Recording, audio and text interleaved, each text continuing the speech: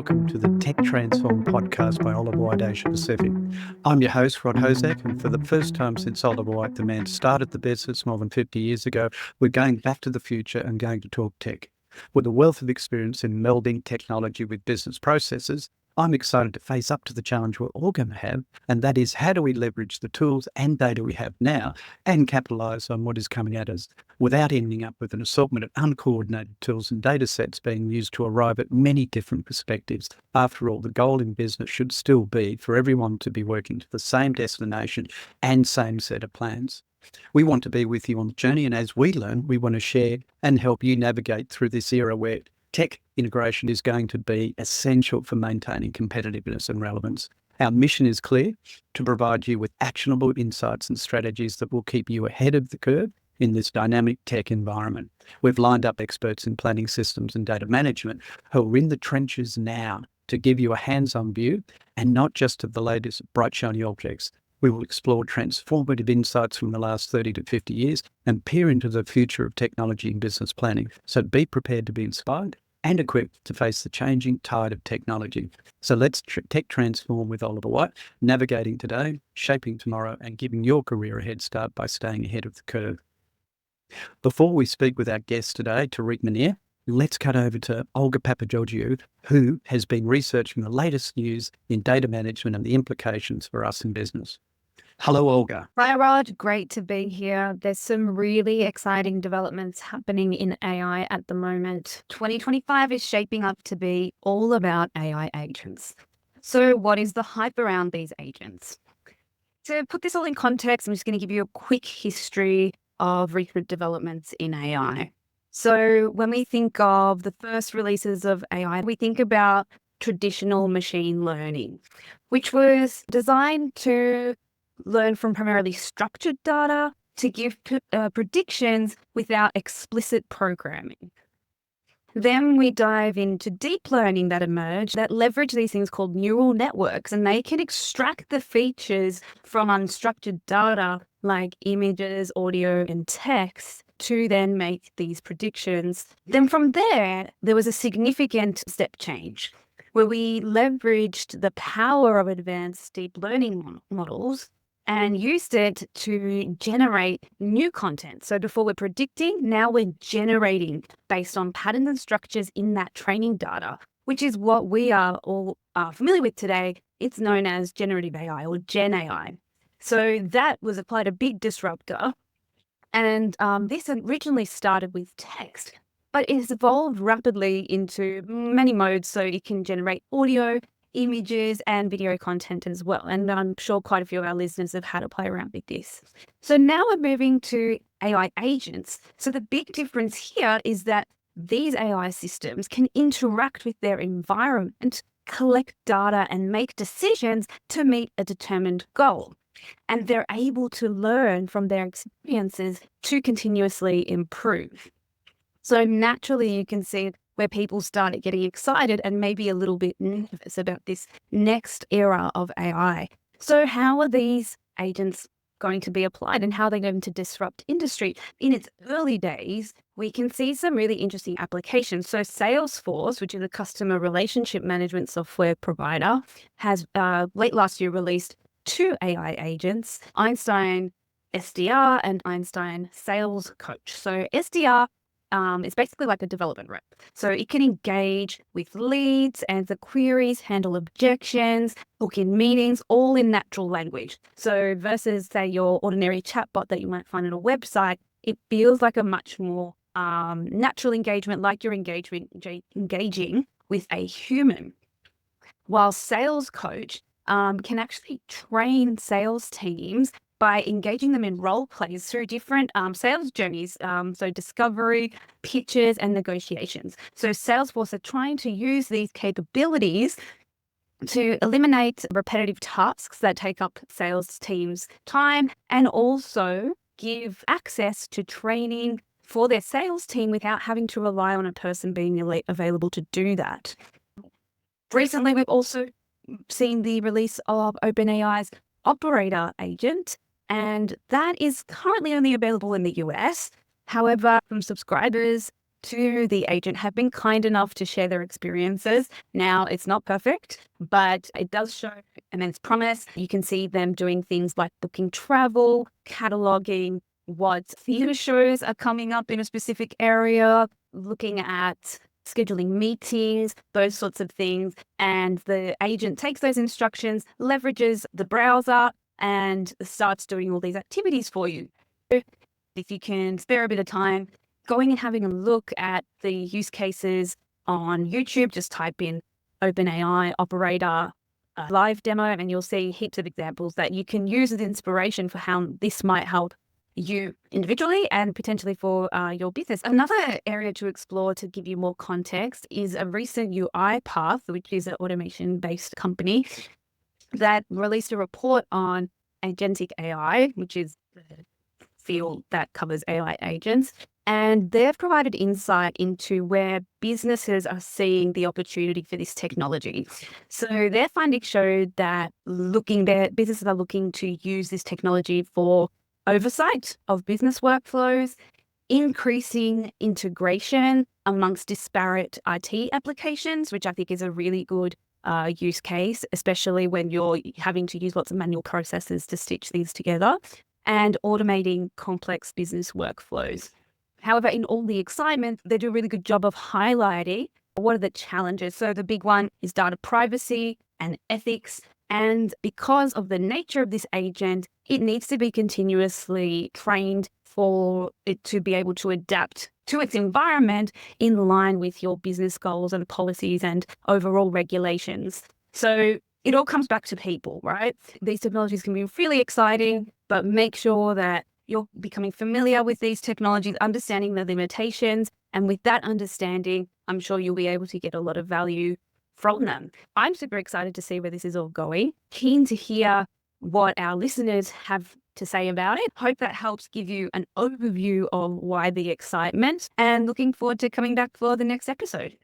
Thank you, Olga. That's fascinating. AI agents and what they could do and the potential for the application in business is phenomenal. We've got a discussion with Era Technology in a couple of weeks, so looking forward to really getting into the detail then. Thank you, and look forward to next time's episode of something new. Tariq, welcome to today's episode of Tech Transform Podcast. And I'm happy to say that I've entitled today's interview Enabling Finance Functions Transformed Digitally, which I took directly from your LinkedIn profile, but fits in perfectly with today's podcast. I'm excited to introduce Tariq Munir, a thought leader in digital transformation over the last 20 years. I've experience with multinational corporations like PepsiCo, AkzoNobel, and PwC. Tariq specialises in leading digital roadmaps, fostering a digital-first culture and driving organisational change. And as well as his daytime job, is also managing partner of his own business, Finspire. As an international keynote speaker, digital transformation trainer and writer for CFO Magazine ANZ, he shares his insights on leveraging AI, data and digital transformation. He also coaches business leaders on transforming the culture into one with digital DNA. Today, we'll dive into how digital disruption is reshaping industries and what leaders can do to thrive in this ever-changing and evolving landscape. Hello, Tariq, and thank you for joining us today. Hi, Rod. Thank you. Thank you for inviting me on the podcast. Very excited to be part of it. Are you ready for question one? Oh, absolutely.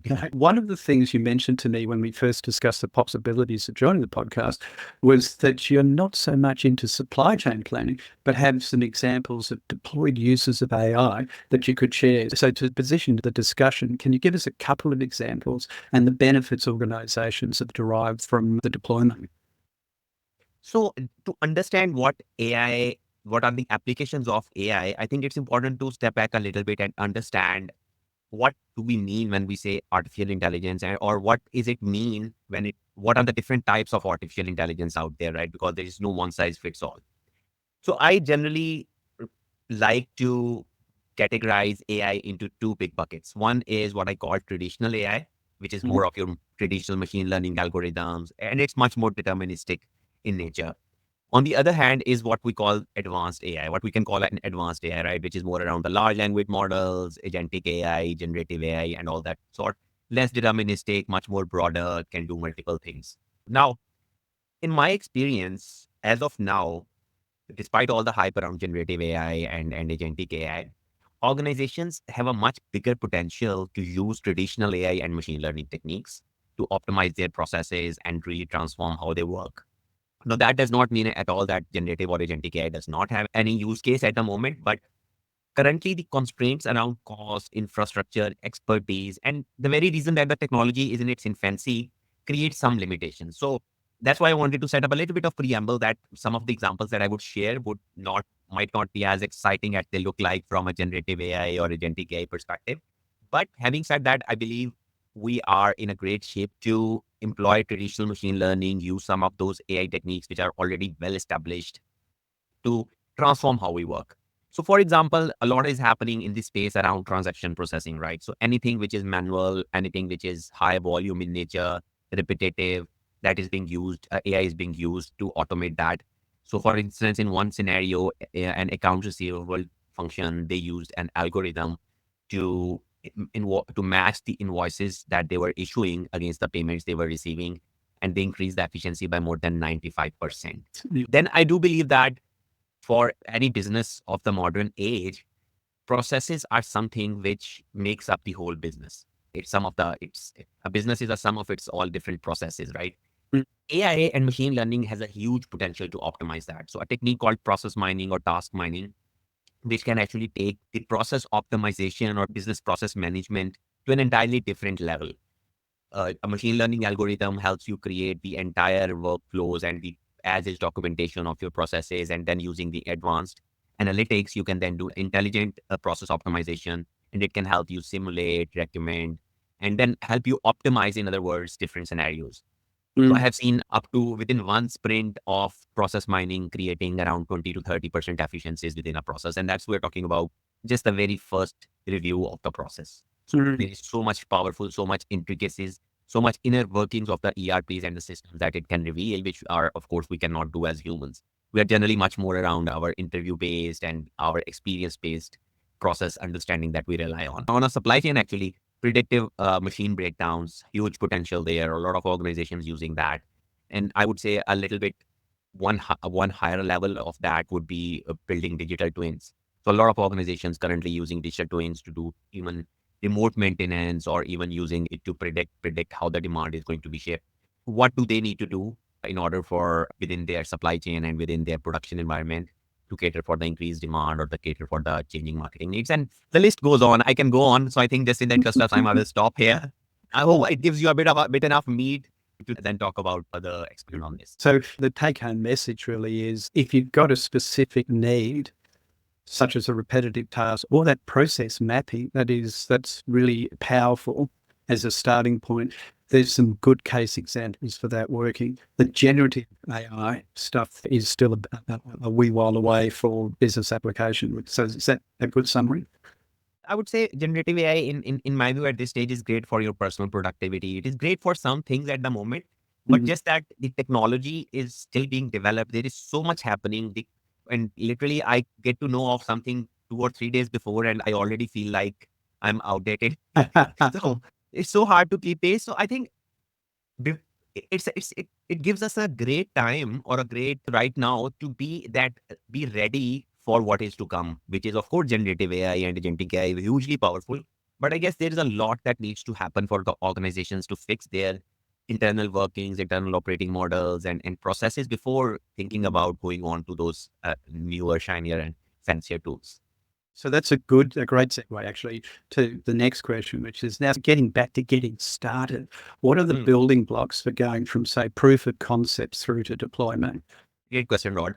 So when we talk about AI, the deployment of AI or the implementation of AI is not linear like your ERP systems, which has a Mm. very clear go, no go decision. You do these 3 steps, you can just implement and you can go ahead and make the system live. In AI, your first model that you put into production might be the most crude or dumb model. But as it gets used, it creates more data, and the more data means more training, arguably means a better algorithm. So over the period of time, it evolves. Now, it is a virtuous circle of continuous improvement within the algorithm that keeps on happening. So it's a different kind of deployment strategy. Now, Having said that, deployment is easy. That's the easiest part, right? You can hire a vendor, you can share your proof of concept, and you can get an AI built. But not necessarily that is the right approach. To do it correctly, I do believe that domain experts in any function for that matter plays the most critical role in any AI development lifecycle. From taking it from proof of concept to actually deploying or implementing, or even more importantly, adopting AI into the organization's day to day. Now, a typical AI development lifecycle is something like where you start off with a problem definition, you do some data pre-processing, you develop a model, you train and test the model, you deploy, and then the cycle continues, of course.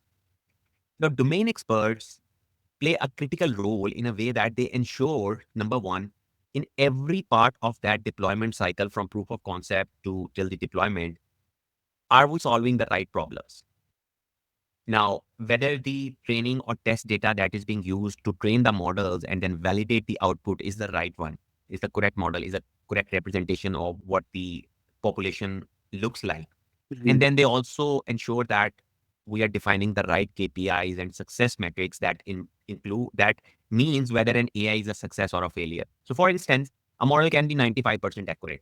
However, if it consumes so much resources than a single employee, which a single employee is able to do on her own, there is no point in using using an AI model to do the similar task. So it's important to understand whether a problem is an AI solvable problem, whether it is the right problem to solve. It's all about collaborating very closely with your vendors, with your experts. In summary, this is how you take from a proof of concept to an adoption, right? Domain experts bring their business problems, right? This is what we are trying to solve and what needs to be solved and what is the priority of that problem. Now, there might be few problems which are AI solvable. Some might require a simple RPA. Some might require some other workflow solutions.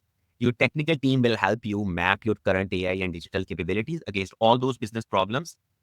And they will also help you to determine what is needed to be built, right? Do we need to go out to a vendor or something like that? This then in turn will determine what is the cost and effort. And based on that, you can identify some really good quick wins, something to build momentum, some early wins, which you can really go for that are solving a very specific business problem.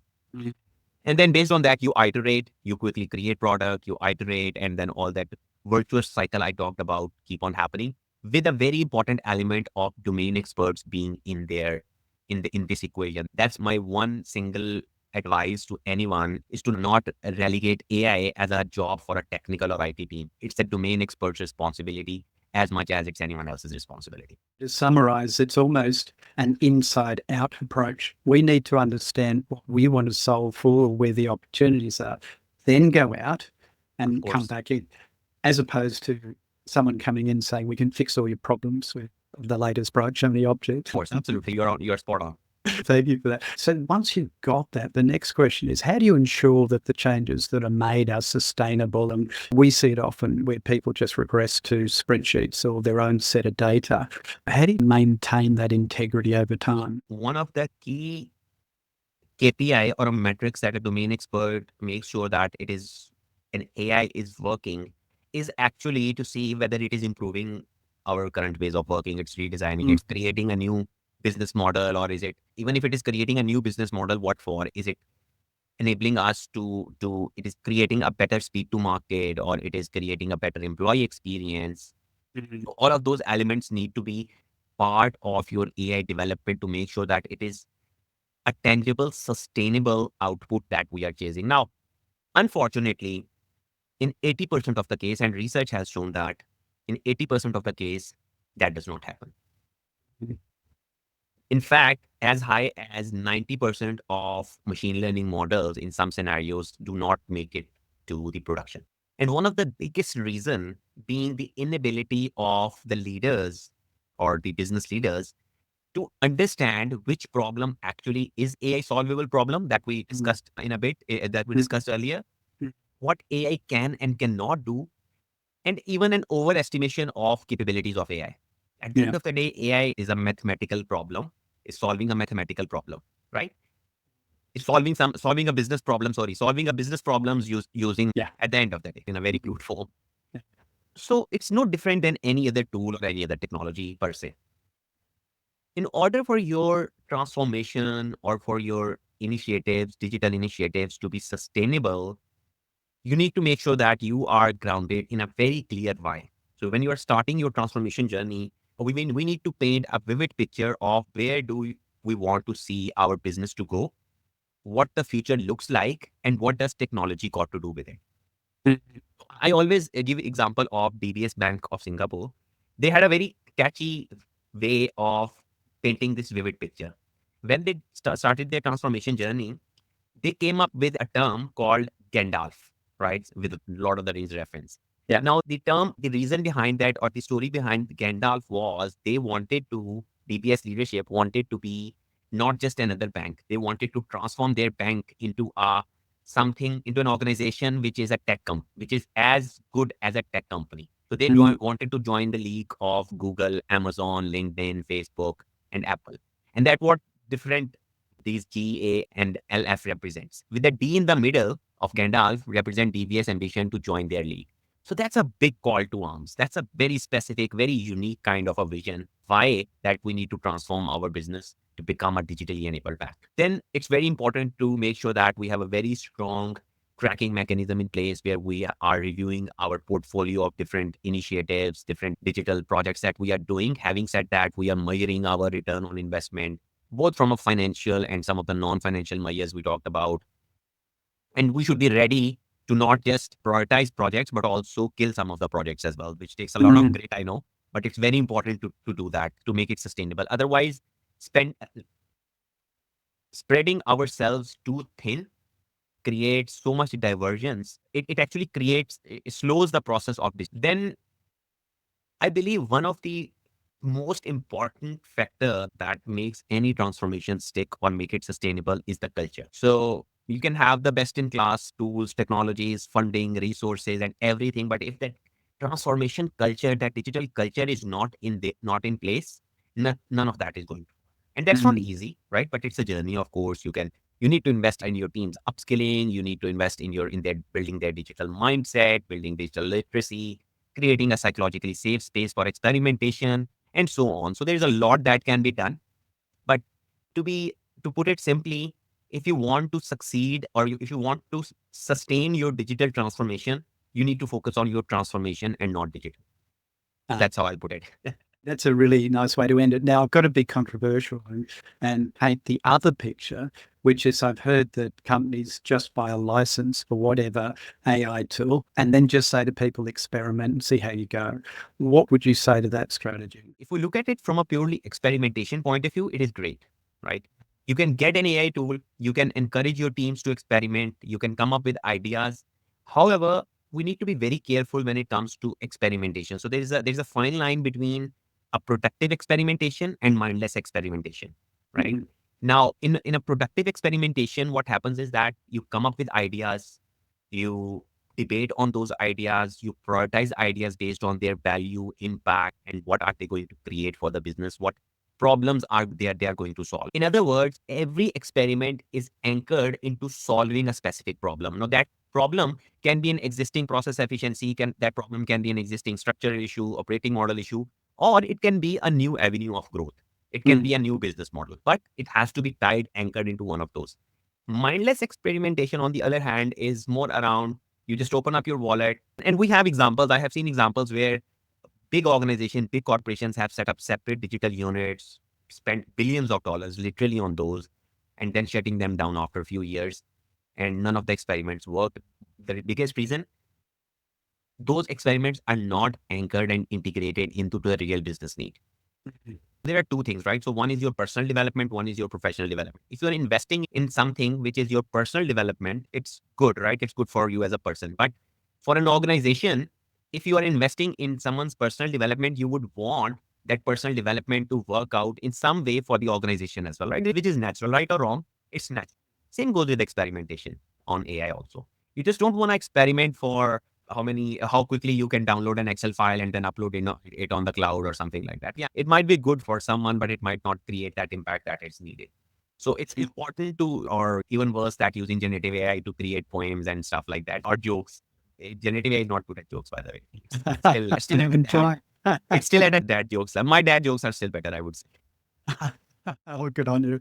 That's brilliant. But to bring it back, the important part is strategy and purpose.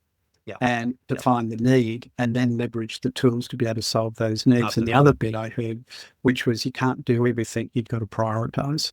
True, 100%. Experimentation means prioritizing, being very targeted. Experimentation is nothing to do with just going crazy and just going on a shopping spree of pilot projects. You end up with what we call a pilot purgatory, where so many pilot projects just stay there as undead zombies and can never be scaled because they were not meant for solving a specific business need, which was actually a need for a wider organization. Moving on to question 4, you used a wonderful term called human-centric design. Can you explain what that means in terms of leveraging technology? I think it's a good segue, actually. This is my favorite question, I must say. First, I think what we need to do is step back a little bit and understand the impact of digital or AI on humans. I believe there is so much desensitization of this topic. When we talk about AI, we are talking about something that is replacing humans. Our mainstream media, Hollywood, everything has imbued in us this concept that AI is replacing humans, it's replacing jobs, which, yes, there is a reality to it, of course. We cannot look the other way that AI will not automate jobs, will not make some skills totally irrelevant. It is about the narrative or the way we are describing this change. Yes, there will be jobs, there will be tasks, there will be roles even that will get replaced. But what we need to do is step back and separate these jobs and tasks from the humans that are doing it. At the end of the day, humans are much more than a set of jobs or a set of skills that they do or set of tasks that they do. Humans have emotions, they have values, they can be de-skilled and reskilled. So it's important to make that bifurcation, first of all, that yes, there will be a replacement of tasks, there will be a displacement of jobs, but that does not necessarily mean humans are getting replaced. In fact, humans become even more important. When we anchor our digital design into human needs and values, what do we have to do? We need to understand, yes, if roles are being replaced, what are we doing as an organization or as a business leaders to reskill our employees, de-skill them? Yes, there will be impact on their job, but there will also be an opportunity to get trained in new and exciting things, developing new avenues of growth as a human, not just for business, but as a human.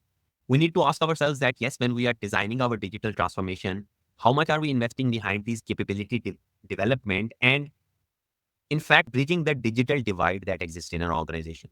So generally, the staff which is technically savvy, digitally savvy, they are quick to get on board. But people who have been in the organization for a while, used to a certain way of working, we cannot just exclude them. Humanistic design requires us to think of those humans as people who can actually be trained and brought to the same level. Because there is no, I do believe that there is no limit to what human brain can learn. And then very importantly, in the digital design, it's very critical that the apps and AI that we are developing, it's safe, it's responsible, and it is as per the human needs and values. Are we breaching any privacy laws when we are, or not even laws? There might not be a lot of laws there out there right now, right? There are so many places where there's not a lot of regulation. So ethically, are we breaching someone's privacy? If we own the data, if we have data about our consumers or customers or someone, that does not mean we own that data. It means we need to be very transparent that how are we using that data. So do we have a clear data lineage tracking throughout the data lifecycle? All of these elements need to be part of building a digital design or building a human-centric digital transformation. I hope this makes sense around how do we bring human centricity into our digital design. Oh, sure. We could do another podcast on confidentiality and data integrity, etc. But the way I'd sum it up would be, if we could leverage the tools to do the routine things routinely, we can actually liberate people's creativity and thinking to do the above the line stuff instead of the manual stuff. 100%. Yeah. We make human life better. Technology is here to make us more human than ever. Oh, that's lovely. We were never wired. So throughout our evolution, we were never wired to do manual tasks. We did, of course, we did not have a choice, but we always found a way, right? Whether it was the invention of a wheel or the invention of a first mainframe computer, we found a way to somehow, we are lazy, right? No, I'm just kidding. But we love to get that productivity all the time. And AI is no different from that. Yes, it's much more faster, it's much more powerful, but it is about making sure that we are creating that balance of human centricity. Great answer. Moving on to the last question that I just have to ask as a standard question, but let's have a go. What do you think the future of AI for companies is going to look like? And what preparation do you need to do now in anticipation? Rod, at the end of the day, this AI hype I'm pretty sure it's going to continue for a while. With the current trajectory, it seems like something new. Whenever we start thinking like, okay, this is that technology which is doing something, there is so much happening. There is so much investment going behind it. So definitely there is going to be a lot that evolve in terms of its technical infrastructure or in terms of how it is built. But eventually, of course, this hype is going to settle down.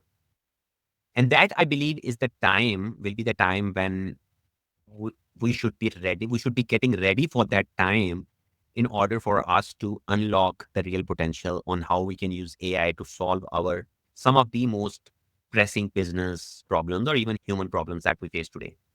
I always advise around making sure that today we focus on some of the very specific targeted areas that make us future ready, that make us AI ready for that matter. So this is a great time to start thinking about that bigger picture. And unfortunately, not many organizations look at it that way on what is it that we are trying to achieve? What is that one vision, that digital vision, that compelling digital vision that will move us to that direction? Because that is where then your entire roadmap and your entire digital transformation journey will shape up. That is how it will shape up.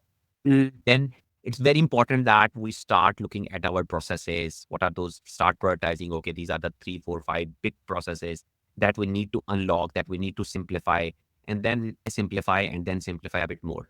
Yeah. Right. The simpler your process will be, the least amount of complexity it has, the easier for you to bring AI or any other technology for that matter. And there is so much waste that is going between business processes at the moment that I see. We don't need to go for fancy tools, simple workflow automations or basic AI. Just as I talked about some of the traditional AI approaches, we can use that to optimize our processes. Yeah. And then build your team capabilities, invest in your team's digital skills, their data skills. Building a digital mindset in the organization is what propels you from being mediocre at your digital transformation efforts to the best in class. Because at the end of the day, similar to what I talked about earlier, it's all about the humans who are driving this transformation. AI can take decisions, of course. We are living in an era where it can. But at the end of the day, the humans in the loop are the most important element or important piece of the puzzle. So working on them and developing the organizational culture around it is something that we can do now. We don't need to invest a lot behind it. We just need to have the right mindset in place and the right direction and coaching in place to be able to get ready to be moving into that direction eventually. That's a really good answer. I guess the couple of the takeouts. One, it's not going to stop. It's coming at us. It's evolving all the time, but it is going to be far more powerful in the coming years. But in the interim, we need to understand our business processes and the key ones that could be enabled. It goes back to us understanding us. Yes, 100%. 100%. And the final question from our client feedback, and this is from the finance community. I like to read them verbatim because I want to make sure I don't misinterpret them. So this one's for the, as I said, finance community. How can AI streamline financial forecasting, risk management, and budgeting by analyzing real-time data, detecting patterns, and providing predictive analytics? I know it's a big question, but maybe take a stab at it. Your thoughts? If I describe it in one line, I would say AI cannot. It is not going to be AI who is going to do all of this. It is going to be humans. We are the ones who will be leveraging AI to make sure that we are solving these business. So all of these it's a great question, by the way. All of these are some specific business problems, right? They are specific finance problems. AI can do in some of these scenarios, when we will unpack, there will be some problems that are AI solvable problems. Some problems might not be AI solvable at all. So at the end of the day, it's not AI that is determining which problem to solve or how to solve. It is humans. It is us. It is our digital literacy, our digital mindset, our approach towards looking or rethinking how technology can help us solve these business problems is what is the most important element to make sure that we are able to solve whether these risk management problems or anything. You can find numerous use cases out there. Today, even if you Google, you will find 20 different vendors who are offering risk management through AI or who are offering financial forecasting through AI. In essence, they are tools that can work in any scenario. Yeah. But how do they fit into the specific puzzle that you are trying to solve? That's where your role becomes the most important. So I go back to that point around, yes, look at AI as a tool, as a capability that you need to develop to solve all these business problems, right? But the most important aspect of first will be in finance, especially being spent most of my time in finance, I know how our finance processes look like. So we have probably the very high need of simplifying those processes, understanding what can be simplified, what can be eliminated, what can be simplified, and then we can go on what can be automated. Again, if I would answer this question specifically around what is there for a financial forecasting and what tools are available out there from risk management, we will be talking for a very long time. So having said that, I think it's important to step back in these kind of scenarios. It's a very generic, generally we are taken away by a lot of generic buzzwords and fluff around AI is going to revolutionize financial forecasting. You will have something, CFOs will have something like a button which they will just press and suddenly all the P&Ls and everything will come up. That's not the case. As I mentioned, for example, let's take an example of financial forecasting. If you want to build a financial forecasting model, as a finance leader, you need to work very closely with your vendor in order to make sure that all those interactions and collaboration we talked about of between a domain expert and an AI expert are there. You are ensuring that they're solving, the algorithm is solving the right problem. You are ensuring that the training and test data is what representative of the actual what is happening and not an out of the box data which looks great in a demo but not so great when you are actually using it in reality. And also you are measuring the performance of that model in an effective way. So a lot that needs to be done in order for us to be able to leverage AI to solve all these business problems. I hope I'm able to touch upon some of those key aspects of it. And of course, but if we talk about the details of it, there is so much that and you Sure, know how much I love talking about it. yes, that's great. But I think just to distill it down, it just goes back to what we spoke about in the beginning. Define the problem you're trying to solve. Understand, does it fit in with those parameters of being a routine, manual, etc. type of activity? And then can we take some of that manual activity out to automate? And you do it one problem at a time. Absolutely. Start small and build incremental from there. That's what I always advise. Identify those quick wins, have some early wins in the pocket. Make sure that, but having said that, have that bigger picture in mind as well. It's not just about, it's about creating that balance. It's orchestrating our digital transformation. It's more of an art than it's a science. That's a great answer. Thanks for tuning into this episode of Tech Transform, and thank you to Tariq Munir. We hope you've taken some learnings from this practical assessment of planning tools and readiness for AI. And Tariq, I'm sure you'd be okay with this, but if people want to contact you for professional advice, you can go to the web address at tariqmunir.me.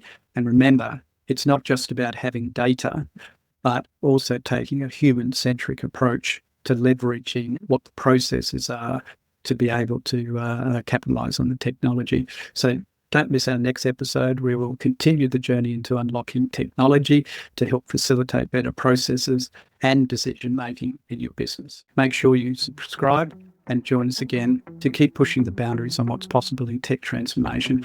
If you'd like to talk to us about how we can help your business with tech transformation, contact us at information@oliverwhite.com or go to our website at www.oliverwhiteasiapacific.com. So let's tech transform with Oliver White, navigating today, shaping tomorrow, and giving your career a head start by staying ahead of the tech curve. See you next time.